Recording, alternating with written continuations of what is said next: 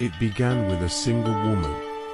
In the sweltering summer of 1518, on the streets of Strasbourg, she began to dance, and she wouldn't stop. Within days, dozens joined her. Their feet blistered, their bodies broke, but still, they danced. Some collapsed from exhaustion, others danced themselves to death. This was the dancing plague. Strasbourg, Holy Roman Empire. The year is 1518. A city gripped by famine, disease, superstition, and fear. The summer was especially cruel. Crops failed, food was scarce, people starved in the streets. The Rhine River brought commerce and chaos. Traders, beggars, nobles and soldiers crowded the city. Public executions were common. The stench of waste and death filled the air. Plague had struck a generation earlier. People still whispered of curses and devils. The church held immense power, but also inspired dread. Indulgences, relics, processions. Fear of damnation. In such a place, every shadow had meaning. One summer morning, a woman named Frau Trafia walked into the street and began to dance. She was poor, likely malnourished, possibly grieving. But no one truly knows what possessed her. For 6 straight days, she didn't stop. Soon, others joined her. 10, 20, then dozens. They danced in the streets, in public squares, day and night, without rest. They showed no joy, no pleasure, just an unstoppable compulsion to move. Muscles tore, feet bled, yet they moved as if possessed. Witnesses said their eyes were wide, as though in a trance. Some screamed in pain, unable to stop their limbs. Others wept as they danced.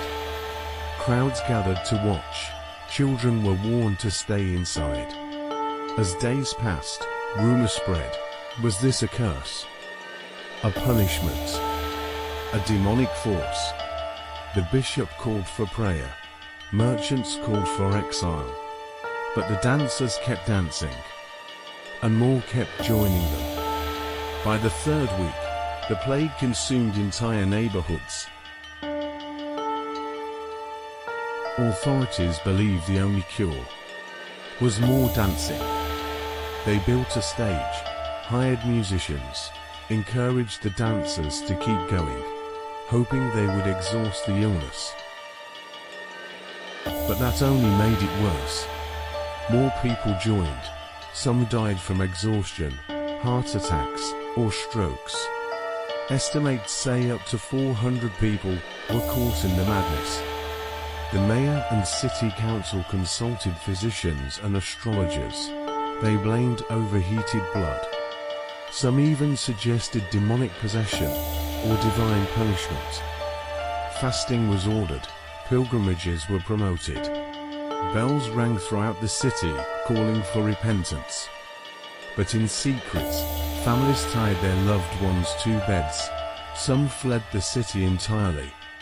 Merchants profited, selling charms, elixirs, holy water. And still, they danced. What caused the dancing plague? Some historians blame ergot poisoning, a hallucinogenic mold that grows on rye. Ingesting it could cause convulsions, hallucinations, and delirium. But ergot tends to affect individuals, not hundreds, and it rarely lasts weeks. Others believe it was mass hysteria, a psychological response to stress, fear, and despair.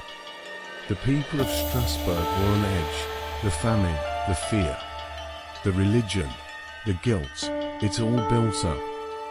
A few claimed divine punishment, a, a curse sent by St. Vitus, the patron of dancers. According to legend, those who angered the saints would be cursed to dance until they died. In a society steeped in religious belief, this was taken very seriously. Modern scholars add more theories: collective trauma, neuropsychological triggers, group psychology. But none of these theories explain everything.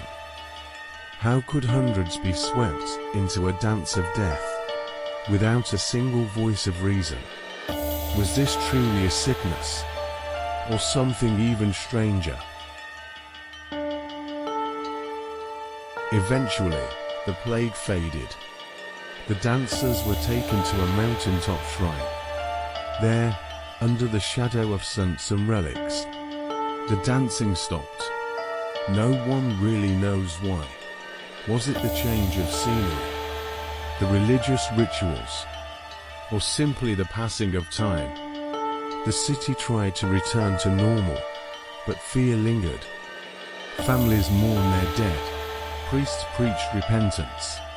Artists sketched twisted dances in the margins of manuscripts. The story became legend, a chilling reminder of how fragile the human mind and body can be. Modern psychologists cite it as one of the earliest examples of mass psychogenic illness. But others believe something darker was at work. The dancing plague has inspired books, plays, and even operas.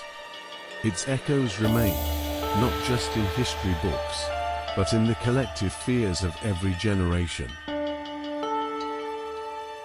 Thanks for watching The Lost Chapters.